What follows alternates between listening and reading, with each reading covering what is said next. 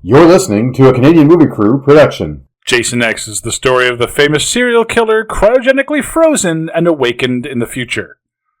Or is it?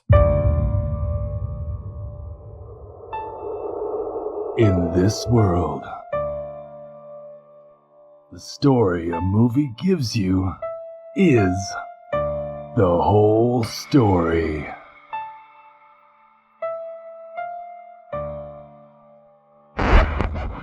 Or is it?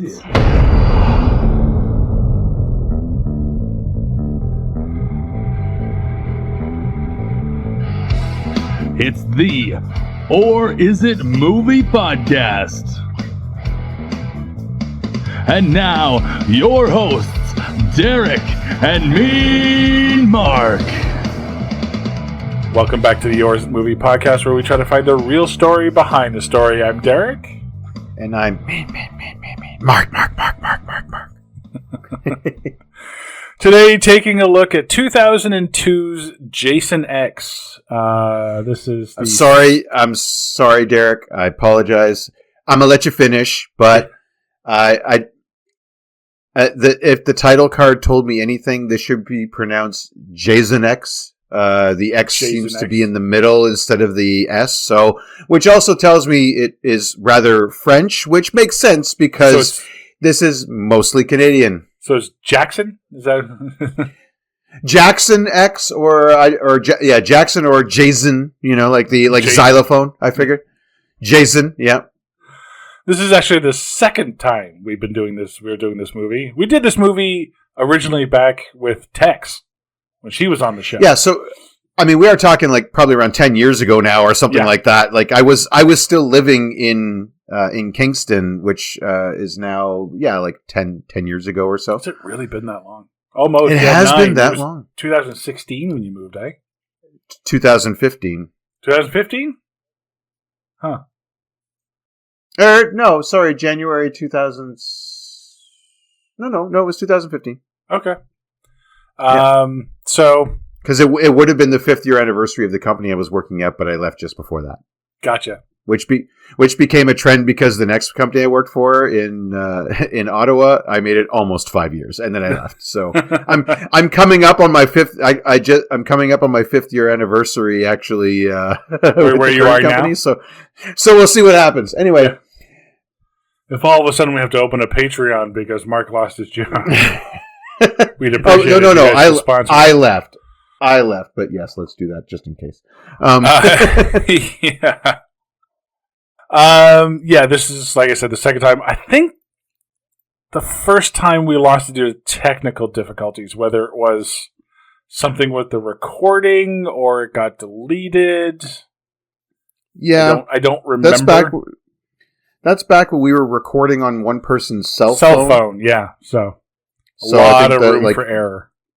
Yeah, I think like my phone died and I lost that recording or something like that. Yeah, exactly. But welcome to the show. This is a big cast, despite the fact that it's really shit. Welcome to the show, Lexa Doig, who is Rowan in this movie. You might recognize, Mark. This is a very go-go Canadian reference from Video and Arcade Top 10. Oh, it goes deeper than that, but yes. Yeah. So. Jeff Gittes, David Cronenberg, the director, actually has a role in this movie. Lisa Ryder, Jonathan Potts, who played Link on the Super Mario Brothers Super Show. Oh, okay. You remember the "Excuse me, princess"? That's the guy. Dov Teffenbach, Christy Angus, and Melody Johnson, and Peter Mensah. We can welcome back to the show. Is Peter Mensah welcome back? I'm sorry. Is Peter Mensah welcome back? I looked him. Because he's out of all the people in this movie, this is the face you've seen the most.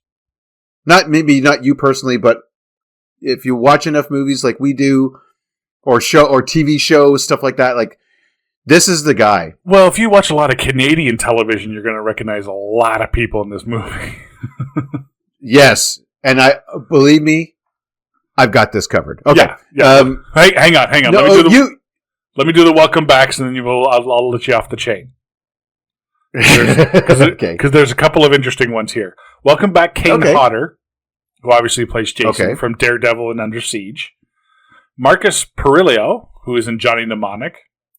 Boyd Banks from The Wrong Guy. I can't believe we actually welcome back somebody from that fucking movie. Thanks, Scott Canadian. White. And welcome back Todd Farmer, who is the writer and actor in this movie, who is also the writer and an actor who gets killed in My Bloody Valentine 3D. He was not Stone Cold Steve Austin. I knew that guy looked familiar. Yep. Because we called him that in that. I'm gonna call him that in this one, and that's what we called him in that one. Yeah, not Stone Cold Steve. The guy who gets laid in the hotel. And then the video. He's the trucker. He's the trucker dude with the video. Oh, I knew I recognized that. He wrote this movie. Get out of town. And he also wrote My Bloody Valentine 3D. So, shock and surprise. Well, okay. We have... so Peter Mensah I brought up, and here's why. I think maybe he's more... We've seen him a lot more on film studies than on Or Is It? Okay. Snake Eyes, G.I. Joe Origins, he's Blind Master, or one of the Blind Masters.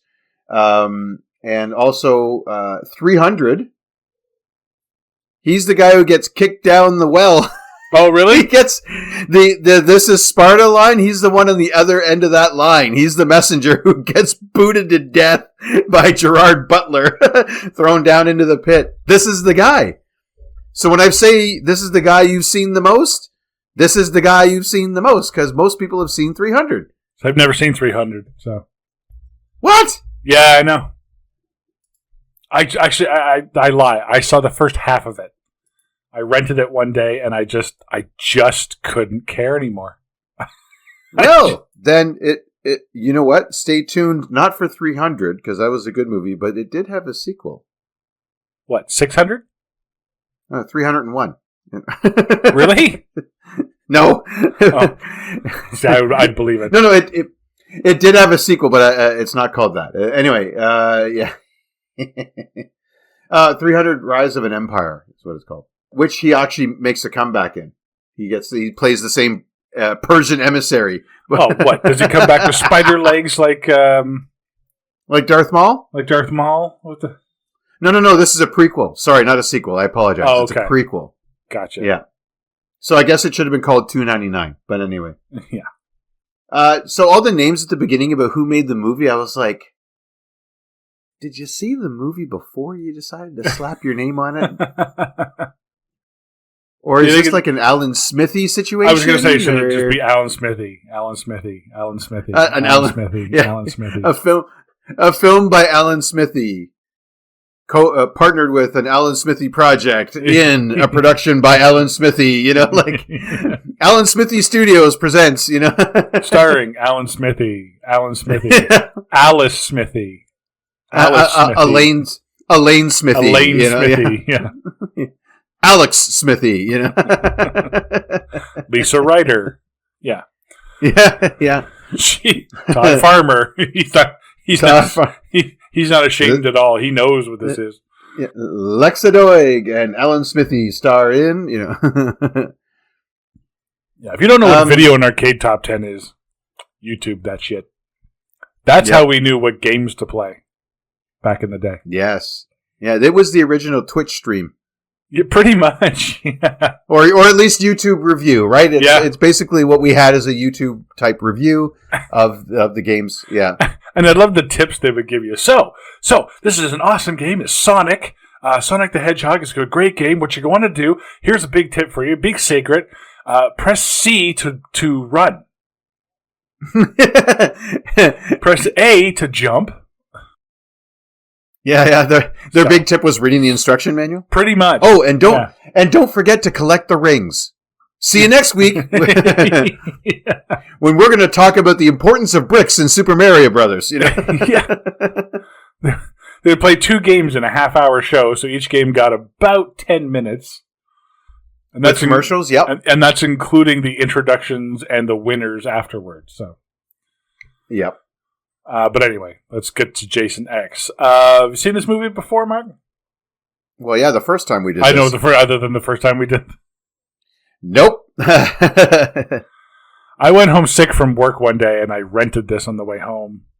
And I picked one up from my girlfriend at the time. I think that one was the Julia Roberts Snow White movie. I think it's called Mirror, Mirror. Yeah. Okay. So I picked this one. So I Mirror, Mirror, and Jason X. I can pick them. And you can pick movies, too. Oh! Yeah. Sorry, ex-girlfriend, too soon? No? Yeah, All right, no, never mind. No, this was 2002, so yeah, I'm not... No. Yeah. Oh, so fun. So this comes out in 2002 in Canada. No. Well, yeah, IMDb says 2001. In Europe, yes. Oh, that is astounding because this is Canadian as hell. Yeah, I know. This cast, like, you could have an all-Canadian hockey lineup with this. You know what I mean? Like, this is a who's who of Canadian fucking television. Well, the fun thing is, for me anyway, was during this time when this actually came out, I was watching a TV show called Andromeda. Yes. Which starred Lexa Doig and Lisa Ryder and Kevin Sorbo.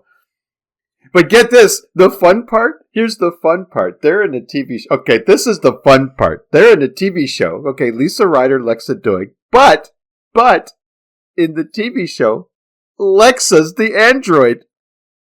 Get it?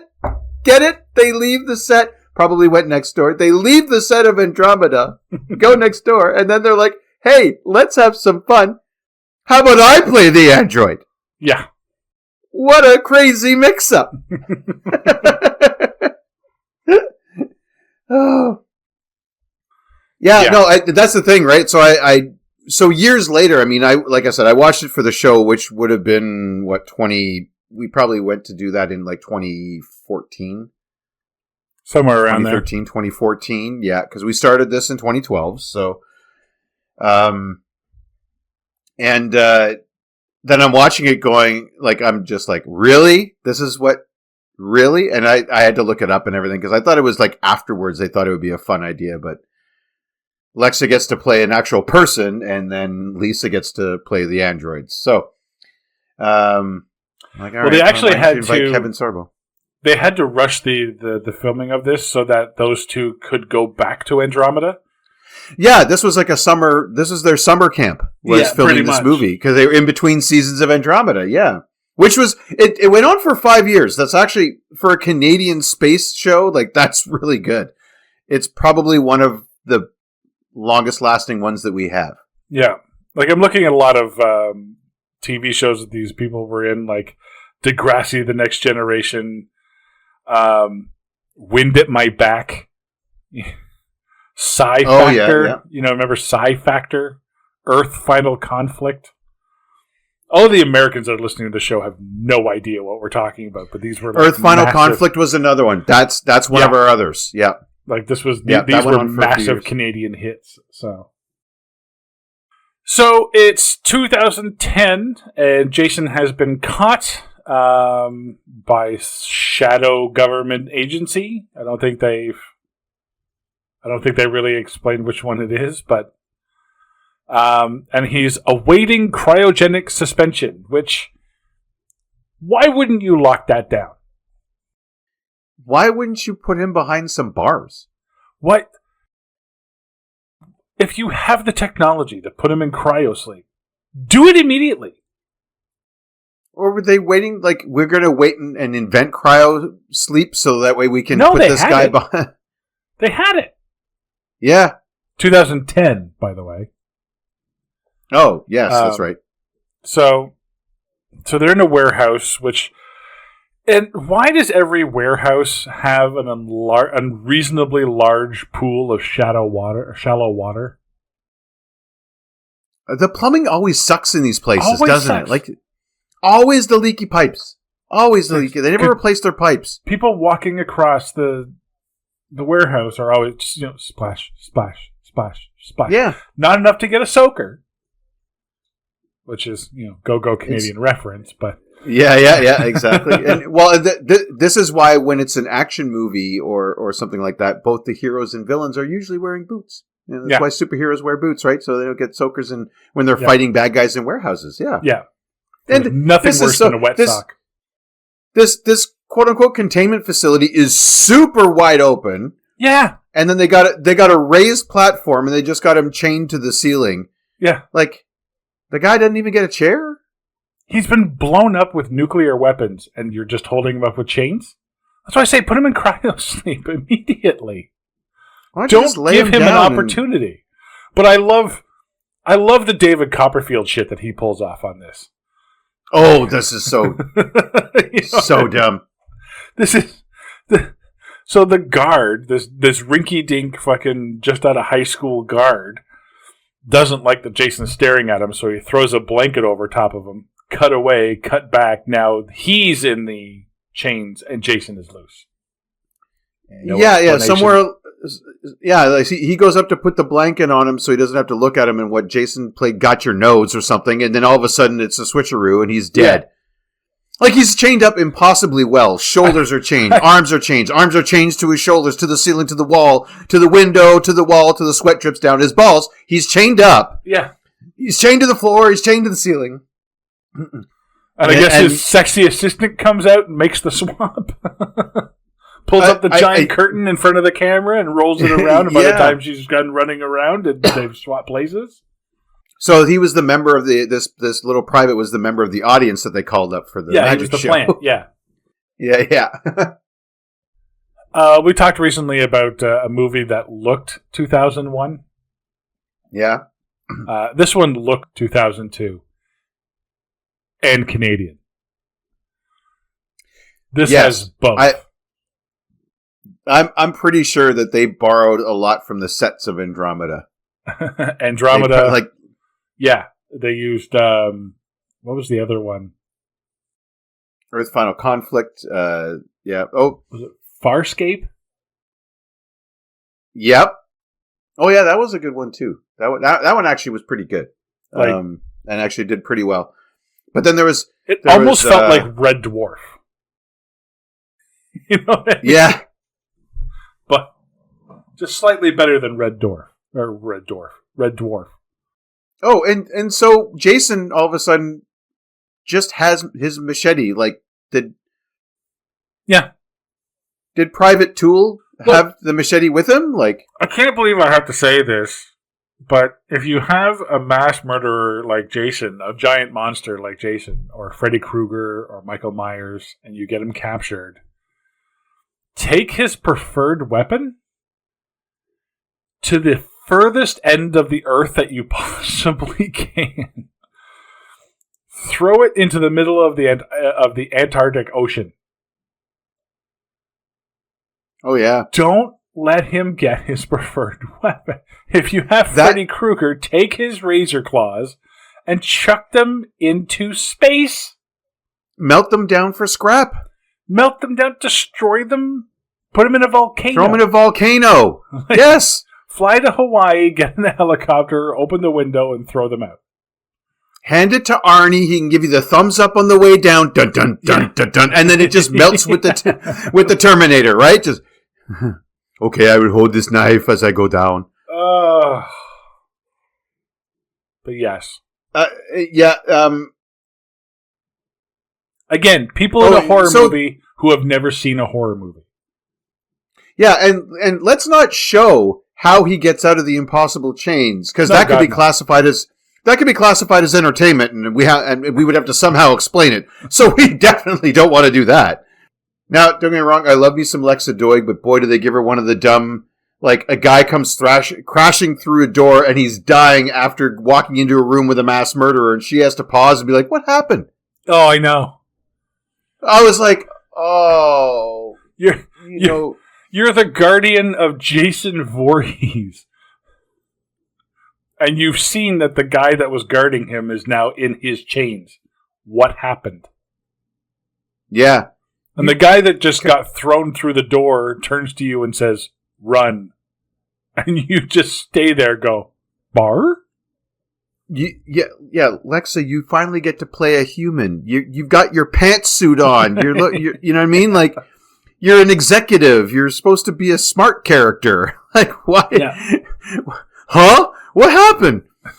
Like, is that really more like, oh, this army colonel tells you to run and you don't? Like, oh my God. You were just arguing that we should put him in cryosleep as soon as possible in case he breaks free. Yeah. That was your argument. What do you mean, what happened? If you see someone fly through a door, you can pretty much fucking assume that Jason Voorhees has gotten free. Here comes the mean Mark cut of that, is that he comes crashing through the door, says run, and she says, I told you so, and starts running. and she gets to live a normal life. The Derek version of that is she runs, and as she's running away, she yells out, I told you so. Oh, I like that. You know what? I like that edit. Yep. I had the line, but you had the delivery of it. Yeah. Well done. That would, yeah. I told you. Yeah, she doesn't even stop to say it. She just says that she's running. Yeah, she just runs out of the movie. Splash, splash, splash. I told you so. Splash, splash, splash, splash, splash. I got a soaker in my pumps. Splash, splash, splash, splash. But I don't care. Yep. So that doesn't happen. What happens instead is that she gets into it with Jason, basically just dodging everything that, and she can't really fight back, but she does run to the cryostasis room, figures she's going to put him on ice, and does lure him into the trap. But how good is this machete, or how poor is the steel on this cryo door? Like, I've got a pocket knife here with me, but I'm not going to jam it through my car hood. One of those is going to buckle, I'm sure, and I don't want to find out which. Yeah. But how bad is that? Like, how cheap is your machete? Steel? Yeah. A rusty machete can go through, and you're going to entrust this with people's lives, this machine? Yeah. In the cryo sleep. The thing they put Steve Rogers in to become Captain America, I bet you he couldn't have got stabbed in there. You know what I mean? Like, while he was going through that. Yeah. So dumb. Yeah, it doesn't need to be vibranium, but it needs to stop a fucking rusted machete. Yeah. I get it. He's strong. Plexiglass would do that. Yeah, exactly. You get the right... the glass on that door should have been able to stop the knife. Yeah.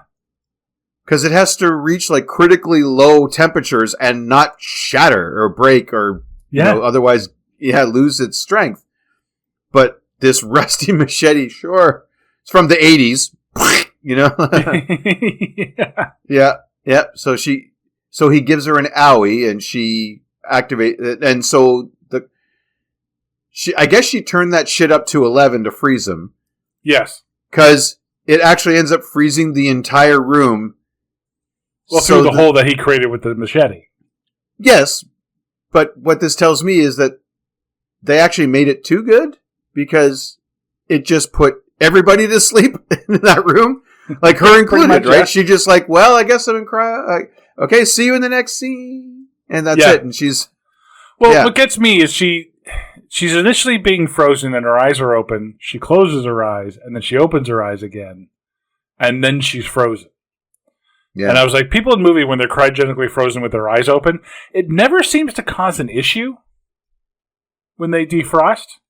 Not like their eyeballs would completely dry out, become permanently damaged or anything. Yeah. You know what I mean? Like, even if their eyes are closed, it's probably going to hurt you, but... Which is why we haven't perfected it yet, because our organs are actually somewhat brittle. I mean, I know we're talking about cryogenics here, and that's complete science fiction, so I guess I just have to go with it, but that's always bothered me, that the eyes never have any problems. Yeah, because they would freeze, blinking. they would get frostbite. Yeah. You can't leave your eyes open too long in the wintertime. You know what I mean? Like, yeah. She's Canadian. She knows this. Yeah. There are times when I'm driving through a snowstorm and I have to close my eyes. Because it's too cold. Yeah. I'm in a fucking car with the heat on. Yeah. You ever been skidooing? No. For that reason. Yeah. I've been on four-wheelers in the winter. Oh, yeah. But, hey, at least she got the good cryo freeze. Not like Demolition Man, where he basically saw everything, like his wife pounding on the ice block. Well, she wouldn't have seen anything anyway. Well, that would have been boring as hell. That's what I'm saying. For 400 years staring at the ceiling? Holy! And here's my thing is, that's a lot of Freon, I guess, or whatever they use to cool it. Because you would constantly need to be pumping the coolant, whatever it is, into the machine, right? Or basically have the fridge on and powered once you reach that critical temperature to be able to keep it cool. 455 years. Yeah. Who's paying the bill? Like, we see the place that's run down. No one's come into contact with this. No one, like the family members of the government guy that was like, okay, honey, I'll be right back. I'm just going down to warehouse 13. To get Jason Voorhees and bring him back. I'll be back on Tuesday. Thursday rolls around. They don't start asking questions. There's no investigation. The military doesn't go looking. Yeah. There was a plan to bring a serial killer back to their base, and all of a sudden it doesn't show up. Nobody investigates this. Yeah. What about Jeff Geddes' character Johnson? That guy. Yeah. Listed in IMDb, Johnson brackets soldier number 1. Yeah. What about his wife and kids? Yeah. Yeah.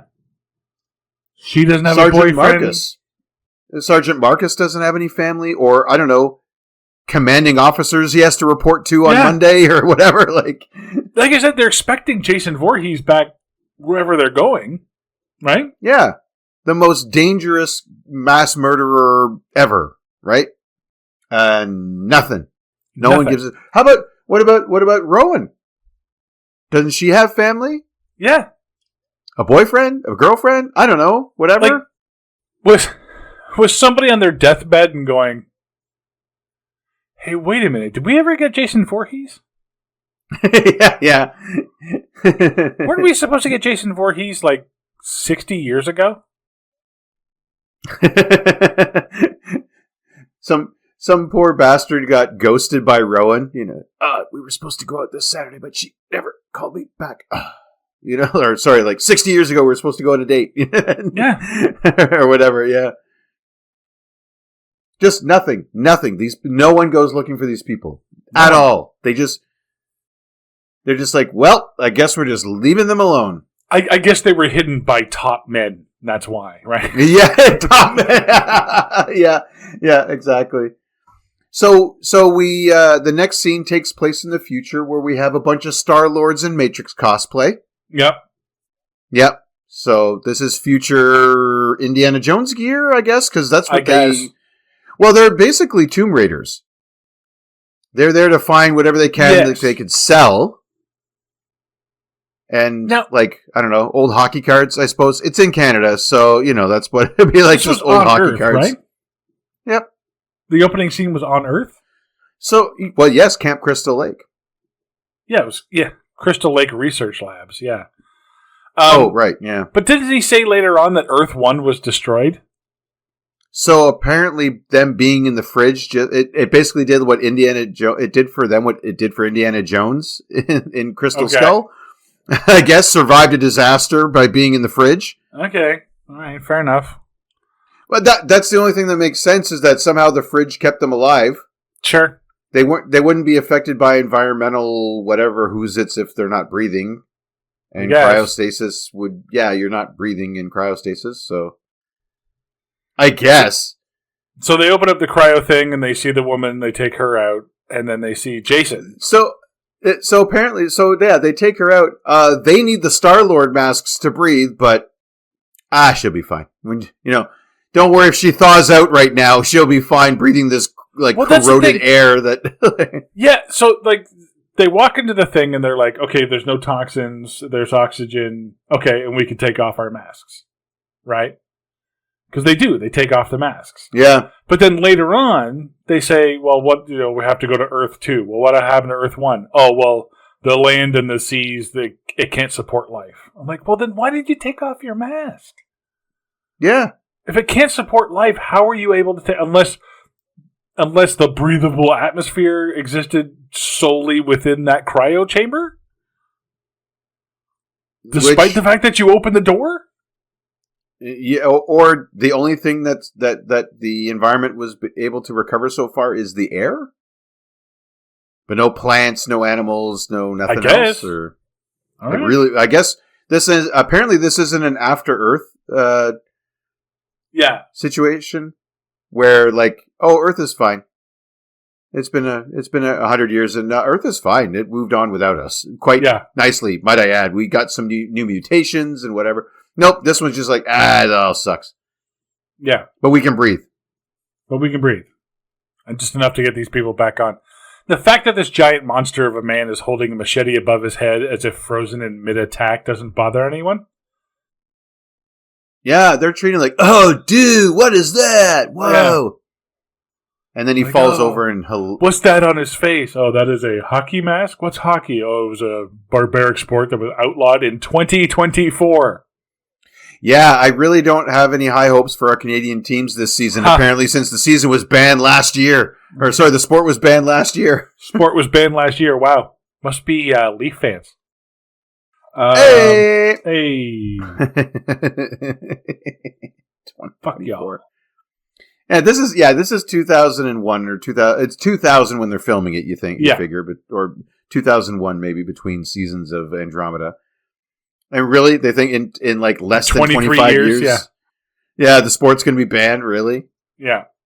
Like, you're right. I know. Well, there's another joke later on. It's like, we fought during the Microsoft conflict. I'm like, hang on, I'm coming back to that. Okay. Yeah, we'll get there. So they do take her on this ship design. The balls with the fat legs. Balls with the fat legs.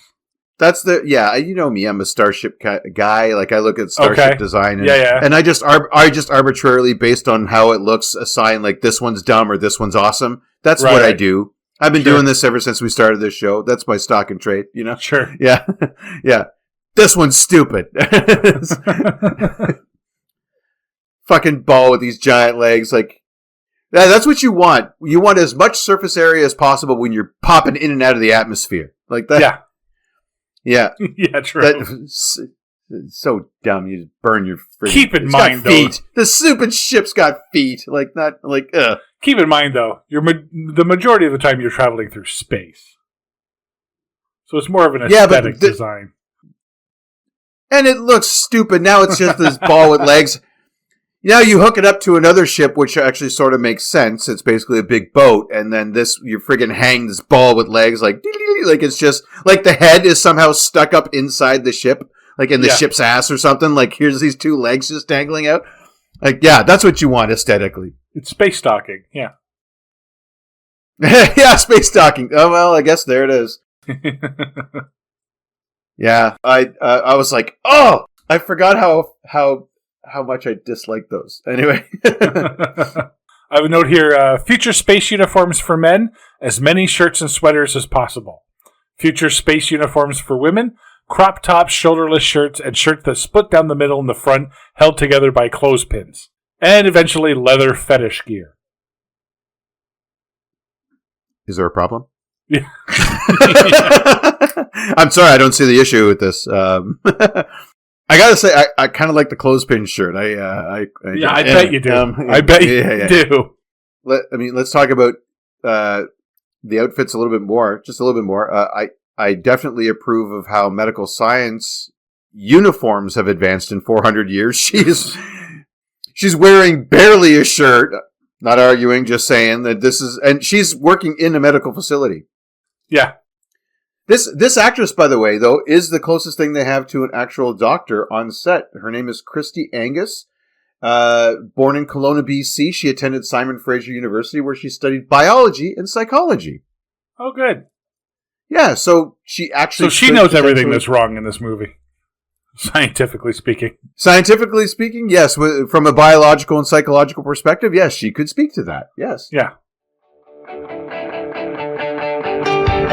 This is the Hood Rat Recap. We got a great show for you. A podcast about the best bar band in the land, man. So hold steady. Of the band that you love, we love, We do this because we love it, but we also love that you love it. And if it wasn't for you, we wouldn't be here. I could talk hold steady all night. This is going to be a lot of fun. The Hood Rat Pack has assembled. Kevin is whatever. Kevin, how you doing today? Stage right, Mike on the mic, and Hark. That majestic noise can only be the Unified Scene's very own King of Queens, Gasper. Gasper, why don't you tell them where they can find us on social media? Best place to find us for our social media or pretty much anything Hood Rat Recap Podcast is our link tree, which is linktr.ee/the Hood Rat Recap. We're your steady stream of the Unified Scene, of the news and reviews. I'm Gasper. That's Mike. That's Kevin. And us guys and all you guys and gals. We are all the Hood Rat Recap. So when they wake up Rowan. Yeah, and she's just kind of got her hands kind of moving around or whatever, and then the eyes flutter. I'm like, really? You've been in the same position for 400 years. You'd think you'd be like a little bit like, oh, I'm sore. Oh boy. Okay. This is like if I sleep for more than 8 hours, I'm like, oh, yeah, I'm not standing up you know? straight. Yeah. Yeah. I got it. Then the back's got to do a thing, and maybe the knees are a little. Yeah. But it is nice that the human tissue regrowth machine gives her new clothes, or at least a blanket. Yeah, like a scuba suit, I guess. Like, yeah. Let's cut her. That's of course this. Let's cut her out of the clothes, and the one dude's like, "I got it," and I was like, "All right, yeah." You took my line, but anyway, yeah. And then they tell her she's been asleep. excuse me, for 400 years. I got it. When I put myself into that situation, it would take a long time for me to stop saying I was asleep for 400 years. Like, that's all I would be talking about. Not like, what's the last thing you remember? I'm like, oh, the last thing I remember is not being asleep for 400 years.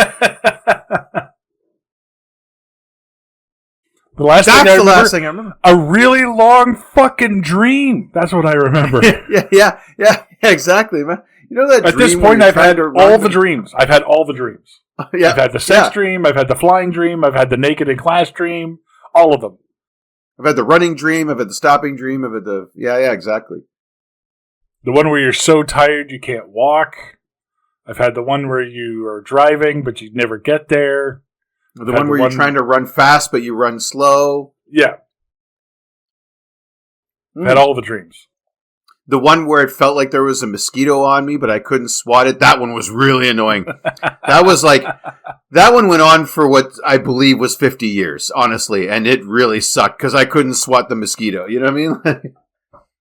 And I had the dream where I was cryo-frozen with Jason Voorhees. Yeah. I had the dream where the mass murderer oh, wait, no, that's what my last memory was. Yeah.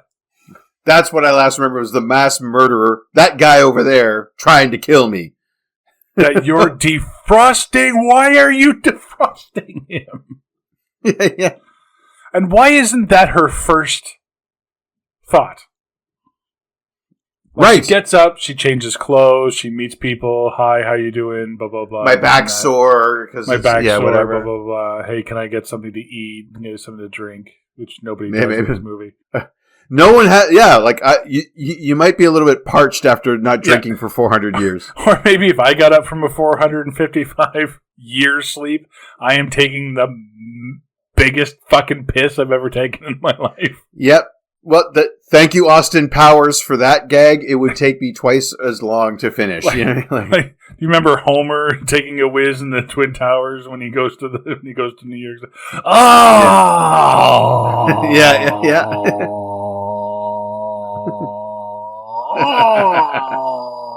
That would be me after 455 years. It's bad enough I do that after 3 hours and I wake up in the middle of the night because I'm over 40. Yeah, exactly. Yeah, I'm up 2 or 3, at least twice a night. No. Yeah. Because I'm over 40. I am. You're over 40. Anyway, yeah, okay. Yeah, well, I am over 40. Anyway, just how much? Anyway, That's my new age. I'm just over 40. Yeah. Just depends on how. Yeah. Don't ask me how much. They. Oh, you know what's weird? It's like. Not only did she basically time travel, but like whatever she last ate is just going to show up 400 years later. Yeah. Yeah, exactly. 400-year-old shit. Does it come out fossilized? Okay, I'm not talking like I'm over 40, but yeah, really. Or what if that was still frozen, like she wasn't fully defrosted? And just this ice cube. Does that give you a freezer burn on your asshole? Oh! If she wasn't fully frozen, does the pee freeze on the way out? Like it's like you're pissing outside in minus 40, or like, or does it come out really hot? Like steaming. Like you're peeing outside in the cold. Yeah, like you're peeing outside in 40-degree weather, and it like steam comes off of it as it's flying. Yeah. You don't want to do that once or twice, then you're afraid it's going to freeze. So, this is a horror movie, so we have to have sex. Not arguing. It's just one of those staples of the horror genre that I'm... It's so egregious that they just show 3 different couples having sex at the same time. And one of them is the teacher-student thing. Yeah. We've got a professor, we have to talk about my midterm or whatever. And oh yes. And how many professors have screamed, "You passed," while they're, while they're in their vinegar strokes, right? So yeah. Vinegar strokes. Okay, I got that. I could explain it to you now or off air. You choose. Never mind. I'll explain it off air. All right. Edit. So we get. The professor, who is the leader of this spaceship, calls his drug dealer. Is this David Cronenberg? I think so. Dr. Wimmer, I think it is. He's the one. He's lying down or something like that. Yeah. Well, do you have any idea what time it is? No. Space. No. It's not like there's a sunrise to let me know. And so let just real quick. You leave the planet. What time do you set your clocks at? Yeah. Is it from wherever you left? Like, did cosmonauts set their clocks to Russian time? Meanwhile, the guys in Houston were set to, was it Central or whatever? Like, I would assume they keep it all in the same clock. Which time zone? Greenwich Mean Time, I suppose? I don't know. Surprisingly, never been to space. Huh. So he calls them and he's like, "Hey, we've got 400-year-old people." And they're like, "Bah, we've reanimated tons of dead people. They're walking around." Yeah. It's like the South Park episode where the future people come back. They took our jeeps, like they don't care. But one of them is Jason. I see Voorhees. Is that Jason Voorhees? Because there's never been another Voorhees ever. Apparently. In 455 years. Yeah. Okay. And it's like, well, that could be worth a lot of money. It's like, okay, we have to bring him. You can still be cryo-frozen. In fact, that would probably be better. Yes. It probably would be better if he was still cryo-frozen. And this ship, even though they have nanotechnology, but they don't have cryo-freezing. Yeah. Okay, so Jason, he's part Slimer, right, in this movie?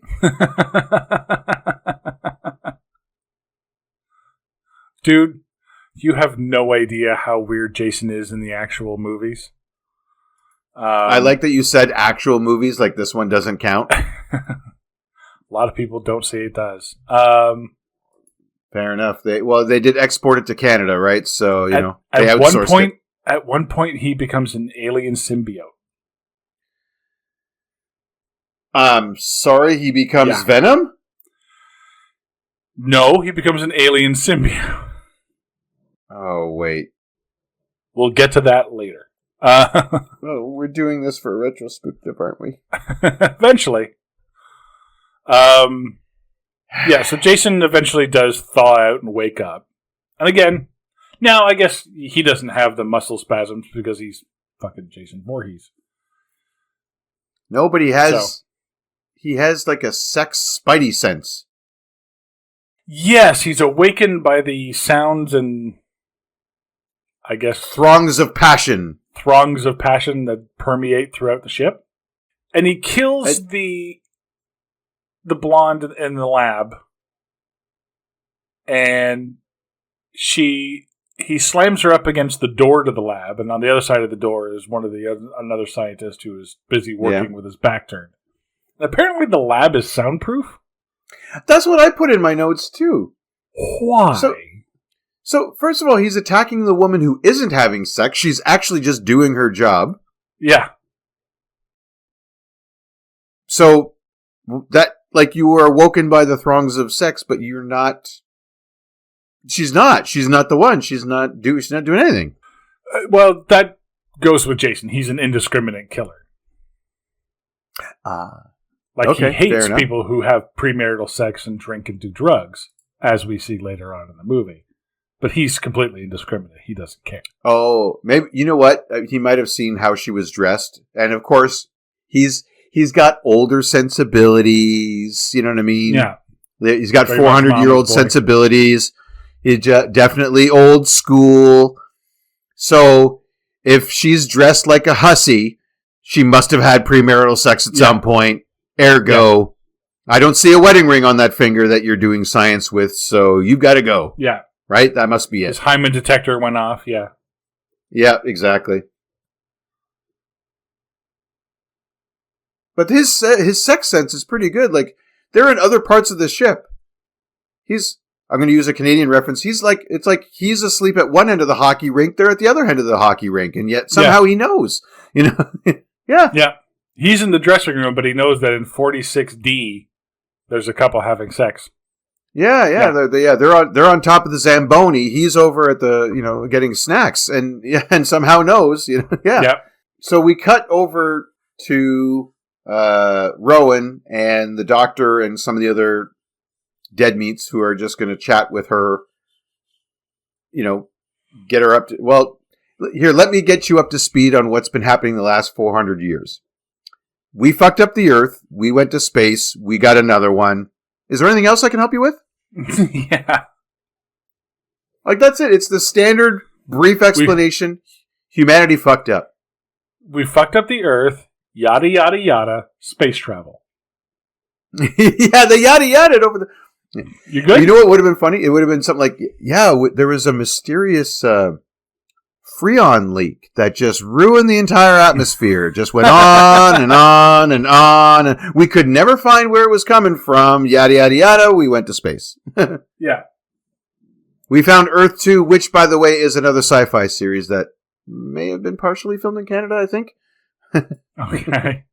Yeah. Oh, I did want to mention, I've actually got a part in my notes about, I want to come back to Peter Mensa. So at this point, I'm looking up, like, okay, I know a couple of them are Canadians. Who's Canadian? Stuff like that. Peter Mensa, his story is actually more interesting than the story I'm watching at this point. Yeah. He was born in England. Former engineer. He came to Canada 11 years prior to whenever this was written in IMDb. He worked for British Columbian Gas, developing gas fields. And then he went to theater school. So his parents moved back to Ghana. Anyway, the reason why he ended up in Canada, the reason why he's basically in this movie, is that when he wanted to leave England to see the world, and it was either Canada or Australia, and his Canadian paperwork came through first. Huh. Yeah.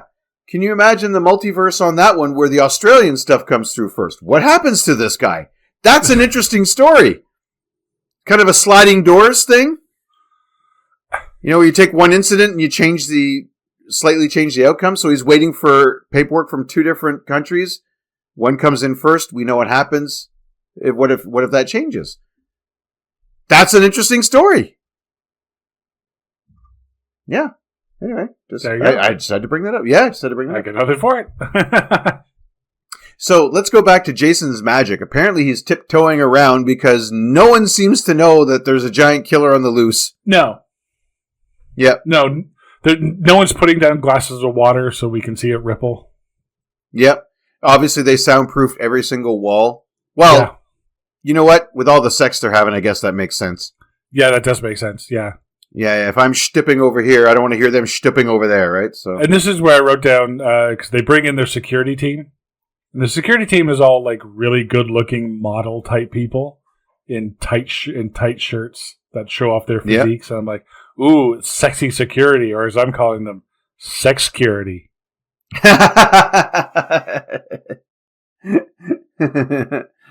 Led by Sergeant Abercrombie.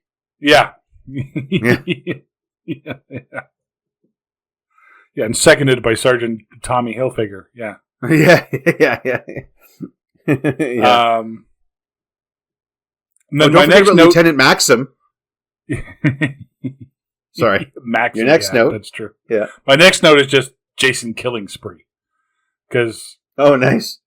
Just the next little while is just Jason killing all the security people. Which, to be fair, isn't bad.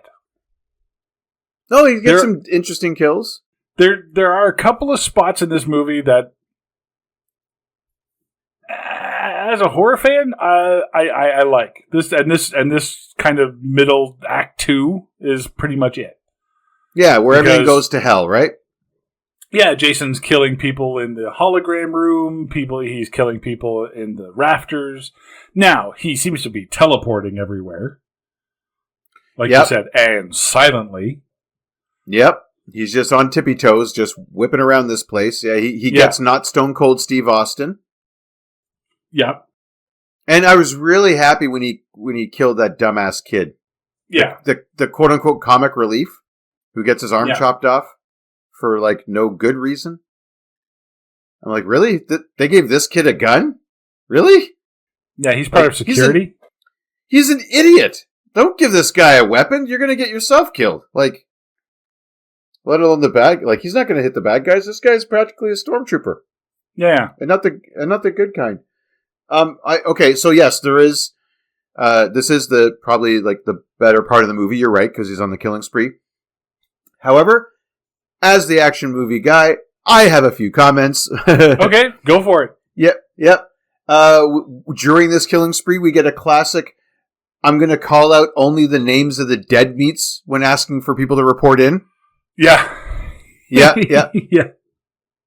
You know, it's like GQ. GQ, are you there? GQ? No. Okay, GQ. All right.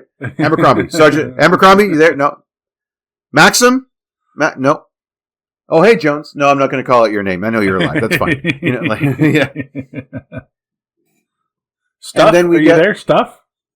Yeah, exactly. Yeah, that's a reference from the 90s. Anyway, go ahead. Yeah. Have you seen I sent 2 off, a pair off. Have you seen Muscle and Fitness? Are they around? Yeah. Oh, and I got one note that says, really? Your teammate dies horribly and you make a pun? Remind me. Oh, it was the one of the lady troopers. Well, I'm going to just call Lieutenant Maxim, I guess, or whatever. Because, of course, like you said, just really good looking. She finds... Oh, I think it was the dumb kid. Or one of the guys who gets cut in half. Okay. Yeah, and it was like, no, it's the guy... I think it was it Stone Cold? The one that there's for some reason a giant drill bit just facing up, and he gets like thrown onto it, and then he just kind of just slowly kind of that was carousels around and around. I think they call him Condor because he's always high Condor. Up. Yeah. So that he gets thrown off onto this giant drill bit, and he's just kind of swiveling around slowly. That actually was kind of cool. That's not something I'd seen before. So as a kill shot, I'll give it to him. That was unique. Points for uniqueness. Now I know what you're referring to. Go ahead.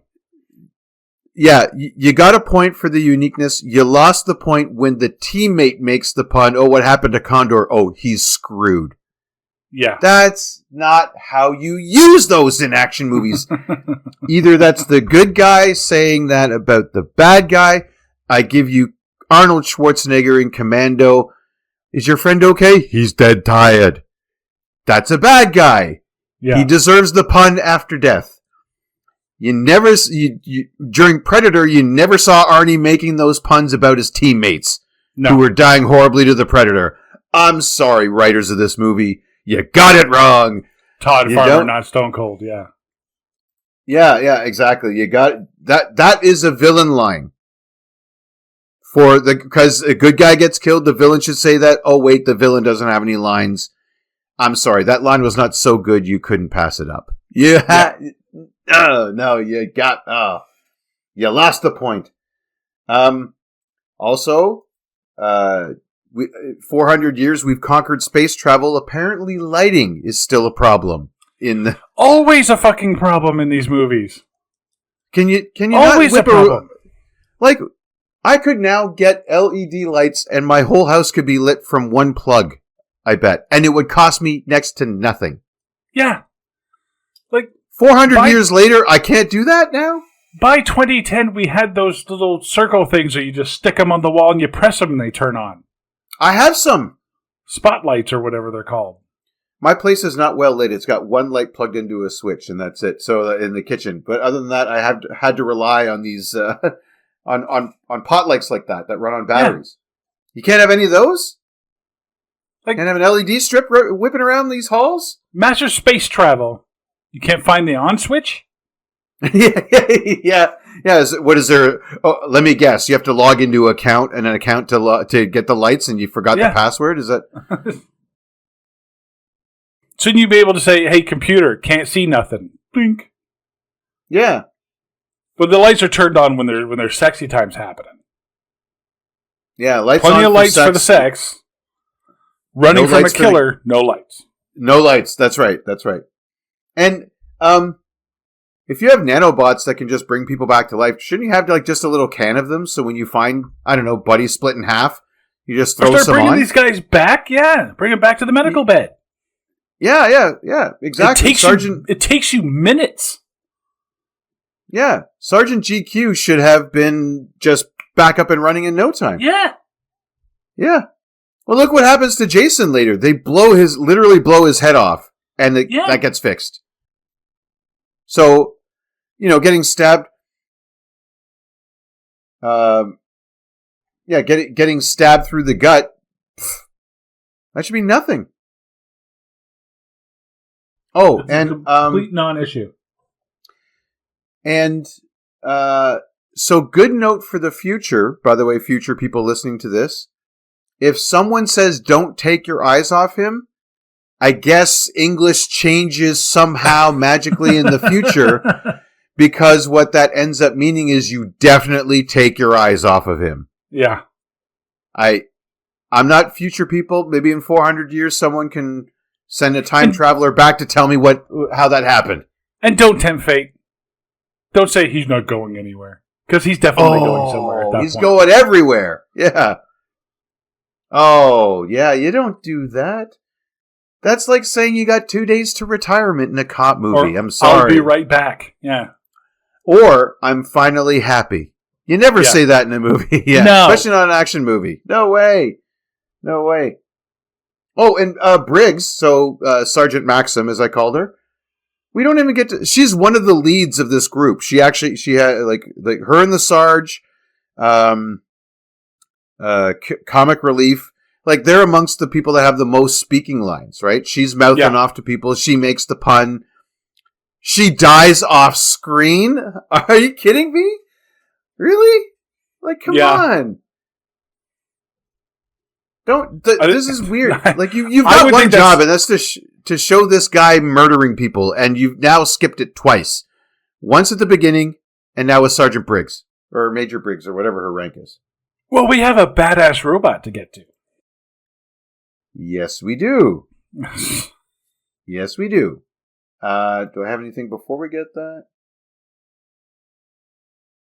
Oh, yeah. Sorry, I should call him by his proper name. Just Peter Mince's character, Sergeant Brodsky. There we go, Sergeant Brodsky. Yeah. Now you're making puns about your own death. Like, oh, yeah, one stab through the gut's not going to get me, and then another one comes through. Okay, that'll do it. Like, yeah, you're dying and you've got jokes now. Like, like what is this, Jason, Bob, and Doug McKenzie? Like, come on. You know what I mean? Yeah. Like, what the fuck? Yeah, what is he warming? What is he warming up for the Space Apollo? Like, yeah, you know, he's trying it. He's trying out material. Like, like Sergeant Brodsky. No one knows, but like whenever they go to different spaceports, he finds the open mic nights and tries to get to them as much as possible. It's comedy. It's comedy at. It's comedy at Rigel 54. Is that what it is? Yeah. Comedy night at Space Station Alpha or something like that. Like, yeah. I'm emceeing this weekend. It's great. I've made it. You know, like. No, you know, one of them has a chuckle hut. You know. No, it still has a chuckle hut and yeah. Oh wait, exactly. sorry. This is Canadian, so it's a. It's a yuck yucks. It's a yuck yucks. Yeah. Yeah. And so there's a laugh factory, but it's an actual factory. But they still, do, every Wednesdays they got an amateur night and they bring in acts for the workers, yeah. And I do have, okay, so that's it for the killing spree. And now they're headed towards a space station, which is supposed to be, and it's funny, it's like they have trained personnel, they've got trained military there that are going to meet us at the gate to take care of this guy. And then it's like, I think the number, it's like they've got like 10 men on standby. There's like 30 guys that are just going to wipe this guy. 60 guys. We have 65 trained officers that are going to come in. Like, and the number just keeps going up until they send them all to hell by crashing into their space station. Why? As much as I would love to visit an actual space station, this is why I wouldn't want to live in a space station. Yeah. Some idiot loses control of their ship and the whole place goes up. Yeah, that's it. They because Jason kills the pilot. Oh, is that what happened? Oh, he killed the boy, did he? He killed the friggin' wasn't he wearing a cowboy hat? Wasn't that that's Lou. standard issue? Oh yeah, Lou. Yeah, that's standard issue for some of these. The pilot's got to wear a cowboy hat for some reason. That's the note I wrote down. I see the space stations in the future have the current era car physics where the slightest bump causes a giant explosion. Yeah. Yep. So they make the spaceships stronger than the buildings they're living in space? Yeah. Like, the space station doesn't, sees them coming and sees them coming in at a fast speed. Don't move. Or, I don't know, shoot. Like, yeah. I'm sorry, if it's an us, like, there's got to be 1,000 people, at least 1,000 people on that station. It looked like it could house that many. Yeah. Just rough estimate. If it's 1,000 people or a mass murderer and his victims, take the shot. I'm sorry. Like, yeah. Even if all you do is shoot so they just veer off course, right? Yeah. Basically, that's what you're doing. You fire ballistics at it. It's going to bump them off course. Yeah. No tractor beams. No space tugboats to go alongside and move them out of the way. Yeah. Well, not on my space station. I'd have nothing but that. I'd have a protective ring of like scrap ships that are going to just be bumpers, or something. Yep. Like, holy. And of course, Brodsky's like, fuck, I had a gig on Saturday there. I was going to headline for the first time. And they're like, oh no, what are we going to do? Our pilot's dead. I'm like, your ship doesn't have lifeboats? Yeah. You don't have a secondary pilot? None of you can't figure this out? Yeah, no one else can fly the ship. Yeah. And isn't there like You know what it should have been like? Oh, Space Station Alpha to Titanic 14. Titanic 14, come in. Titanic 14. You know, because Yeah. the guy did he build the droid, or Yes. does he just? Or is he just? He's trying to build nipples for her because she wants them, and he somehow likes her better without them. That's earlier on in the movie. Yeah. And now they're just going to be like, well, this could be like this is the we could all die tonight, let's fuck moment is with the robot. Yeah. Well, the other ones already did their scene, so. And why They does the droid fulfilled want their contractual obligation. yes, that's right. Yeah. Those who were willing to take their shirts off took their shirts off. The rest didn't. That whatever agreements they came to have been fulfilled. So the fact that she wants to fuck only means one thing. Somewhere, someone along the way programmed her to want to fuck. It. Of course he did. Of course he did. So made her like tall, blonde, and beautiful, and of course she's a fuckbot. Of course she is. Yeah, among other things.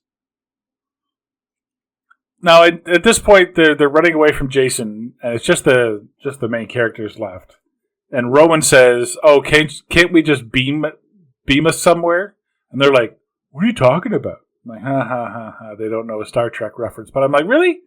You have space stations, nanotechnology, medical beds, spaceships, laser guns, and you know what hockey is. Yeah. How do you not know the beaming up reference from the most popular sci-fi properties in pop culture for 60 years at this point? Yeah, and we're Possibly not even done. More. Yeah, we here now in 2025 are not even done with it yet. Yeah. Hockey's still going. Star Trek's still going. You know, like Yeah. But okay. Oh, but I mean, they didn't even think about lifeboats, so I guess not. That's true. That's true. Oh, and there's like attempts at humor. Like one of the ladies says to Rowan, the one who loaned her the clothes, right? Because they're like the same size. Yeah. Basically, the woman who didn't get the part of Rowan but got another part, probably. Yeah. Anyway. Yeah. So I'm sorry, but we got Lexadoig like we wanted, so you're gonna be in the movie still. You're gonna be the one that loans her your clothes. Yeah. How do you feel about safety pins? Yeah. Like big ones. Yeah. And they're running around. Essentially, it's the Scooby-Doo running through the doorways thing now, and the monster's chasing them. Yep. Yeah. And she's like, "Oh, don't rip my pants." Aha.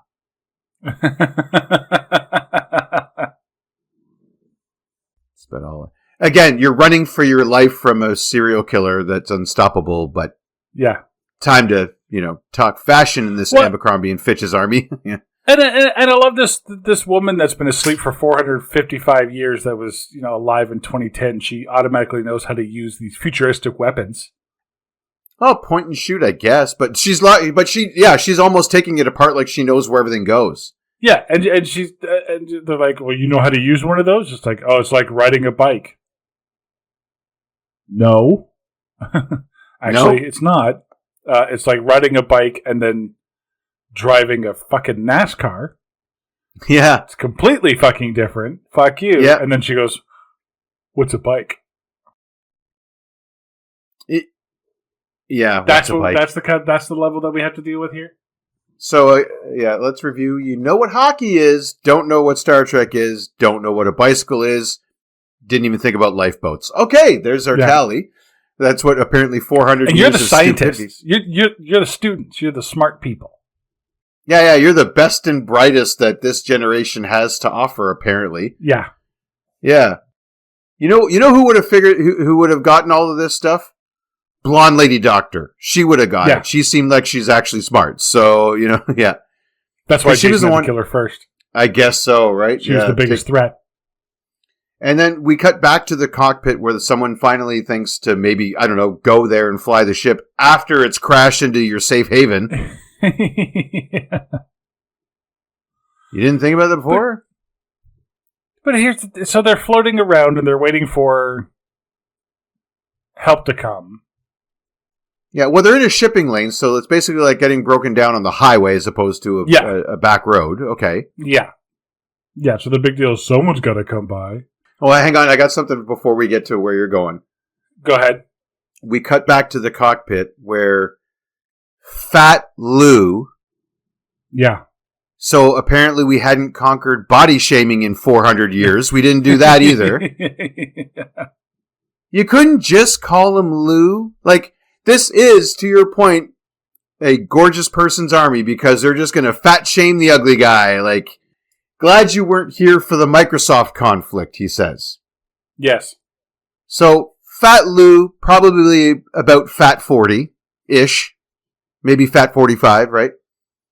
So, he was around for this, meaning that it happened, 20 years ago? Meaning... Sure. Microsoft will be around for the next 455 years. Sorry, 435 years, I guess? Yeah. What? Okay.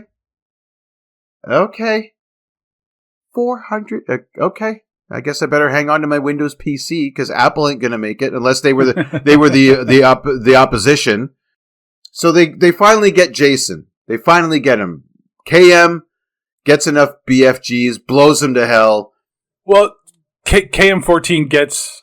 He brings her out dressed as Matrix Bot. Yep. And her creator gave her an upload. I'm like, no, it's upgrade. Did you not pay attention Obviously. during the Microsoft Wars? Jeepers. How do you fuck up that line? How does nobody go, wait a minute, just before we film this, should this not be upgrade? Yeah. Hang on. You know rewind. I mean? Just that one line. Just take it again, but this time use upgrade. Thank you. And that's it. Yeah. That's all the time you needed to. Yeah. Cut. Smarten up. Okay. Action. But yeah, she blows Jason away and she blah, blah, blah. She's in a hail of gunfire like she's fucking Rambo. Destroys him and knocks him onto the medical bed. Where the nanobots live. Nobody thought to move him? Maybe, I don't know, dump him out an airlock? Yeah. I presume you have those. You know what I mean? Like the double tap. That's all I'm saying. Yeah. Get that shit off my ship. If I'm anywhere near in command. Yeah. Get that thing out my ship now. Yeah. Yep. He's taking a spacewalk. So they're calling to this rescue ship, and they're like, "Well, we don't have any air. We're gonna die in like 30 minutes. They're more than 30 minutes. They say they're 4 parsecs away. Yep. Which I guess is a unit of distance, right? Not time. It's it is. Yeah. Okay. So apparently, I did the math. They have to fly, or they apparently will fly 120 million kilometers in 45 minutes. Okay. That's 4 parsecs. Okay. It's about 30 million kilometers. But they say, well, we're not going to last that long, blah, blah, blah. And then Rowan looks at the other part of the ship. So there's part of the ship that's red that they're in. And then there's another part of the ship that's green. Which anybody, and I love this too, because it's the same thing you have in every single movie. It's, hey, what if we do this? No, we can't do that. But what if we can? You know what? I think that's doable. Let's go! Yep. So, I've seen this scene. You have leader, you have idea person who's our hero, and then you have science person, right? So, idea person says, what if we do this? Leader says no, science person says maybe. And then it becomes the only plan. Yep. So, basically they just get rid of the part of the ship that doesn't work anymore. So, okay. Yeah. That's cool. But Jason's on the medical bed, so he gets upgrade to what is, I guess, colloquially called Uber Jason. Yeah, IMDb. That's the official name. Yeah, Jason, Uber Jason. So they blow off the part of the ship that he's in, but magically he's able to, I guess, float back to the main ship that they're now in. Survive space, because of course he does. Of course he does. Punches a hole in the side of the ship, and now all the air is getting sucked out. And I'm sitting there going, block the hole. Yep. Take a piece of metal and block the hole. No, not that piece of metal that's a grate. Block the hole. Block the hole. You're scientists. Yeah. And I love it too. Like, so the one girl, the open front shirt girl, is she's being sucked out so hard that her legs are hanging in the air, and yet the one arm that's hanging onto the grate is bent. Yeah. Well, listen, when you're in a model army, you have to work out a lot, right? So No, but the force of the force that she's being sucked out of the hole with is so much that her body is being lifted into the air, but she's strong enough to pull her body about 6 inches closer by bending her arm. Yep. That's what it takes to be in this gorgeous person's army, I tell you what. You know? So she eventually gets sucked out the hole because, well, thank God. Yeah, that scene went on a little too long, to be honest. Yeah. I was like, survive or die already. Just let's move on. You know, I get it. So they sit back. So now there's 3 of them left. There's the sergeant, Rowan, and the guy who made the robot. And then the robot's head. And the robot's head. Which I really feel bad for that actress because in a lot of close-up shots you can tell she's just off, her body's off camera, and he's got his arm around her neck, cradling it. Okay, I have that. The scenes where Buddy's holding KM's head, is that just him holding her in a headlock? Pretty much. Yeah. She's got to kind of bend backwards so he can look like he's cradling her head face up, and then she can act. And something tells me Lexa's like, yes, Lisa. Thank you for deciding to play the robot this time. I bet she's like, can we just get this in one take, please? This is very uncomfortable. Yeah. Can we get this in one take? His deodorant is not working. Dude needs some speed stick. That's all I'm saying. And who in craft services decided, onion rings was a good idea today? Yeah. So this gets to another part of this part of the movie that I actually like, and it's how they trick Jason. Ah, yes. Go ahead. So he's walking through, and they basically set up a hologram, kind of like a makeshift holodeck, and as he walks into the room, they make it look like Crystal Lake all around him, and they distract him with campers.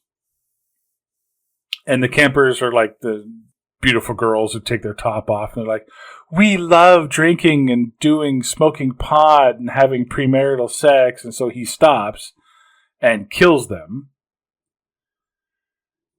And then he turns his attention back to the heroes. And I'm like, just give him more campers.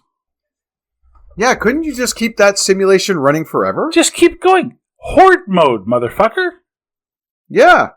Yeah, just give him unlimited campers. And then, as long as there's power to that thing, you can get your rescue ship there. You can get your...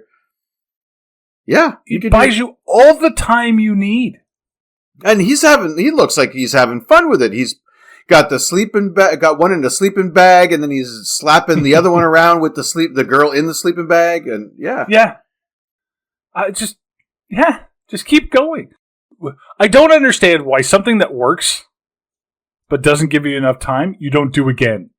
Yeah, and yes, I agree. This is my favorite scene. More topless campers. That is what we need in order to win the day, Yeah, the rescue ship is coming, docked, and so they run out onto the ship.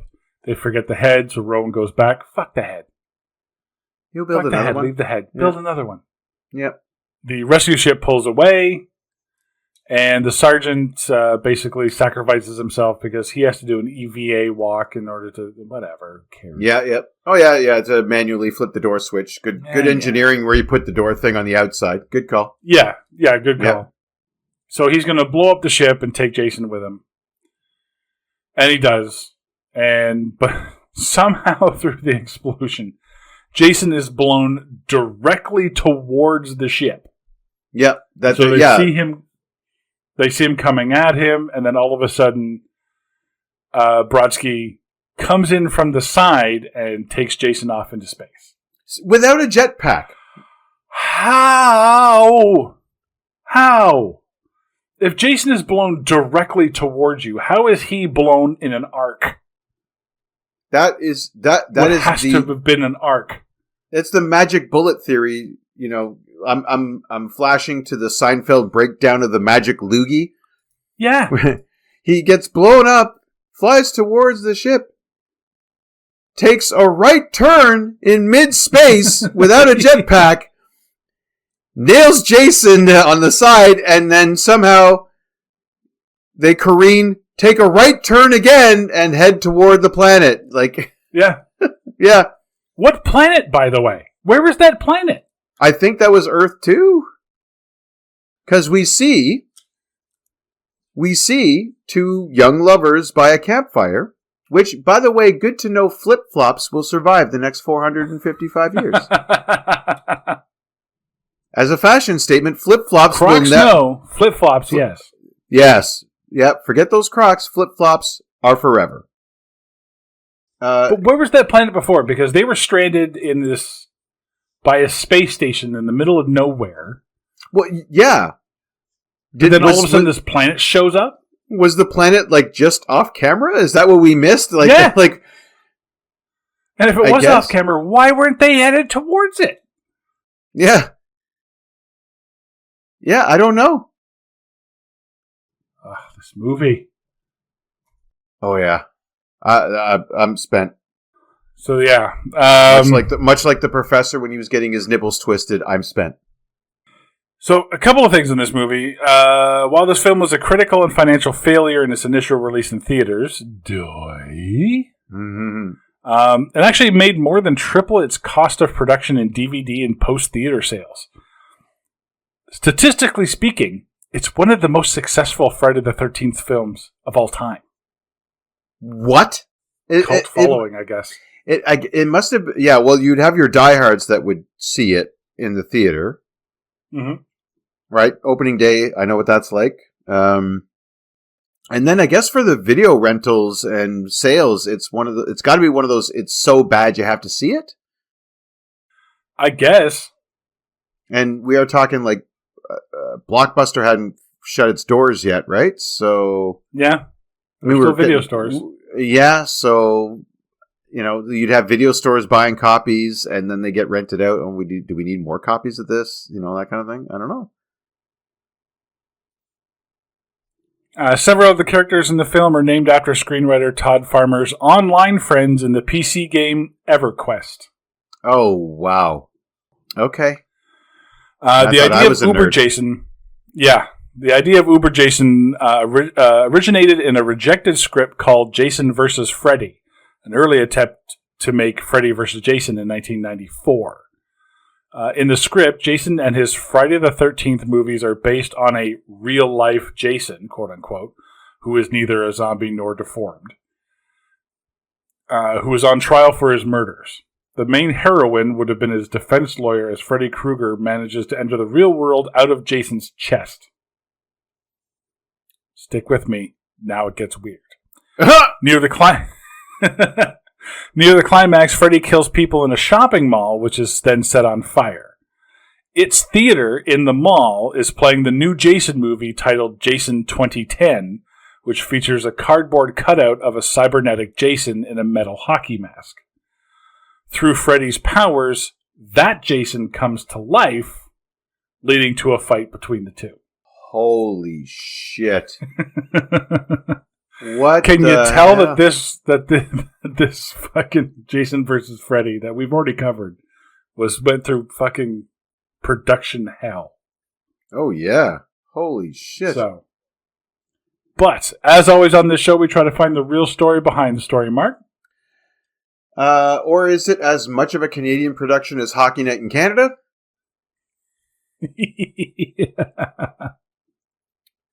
Or is it exactly what I would end up doing with a holodeck? Not the beating up part, but, the other thing.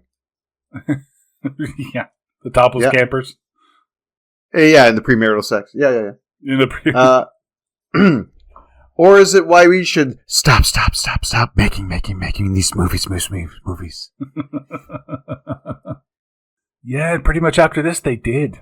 So, I just have the one. Or is it just like the porn parody of Aliens, in space, no one can hear you suck?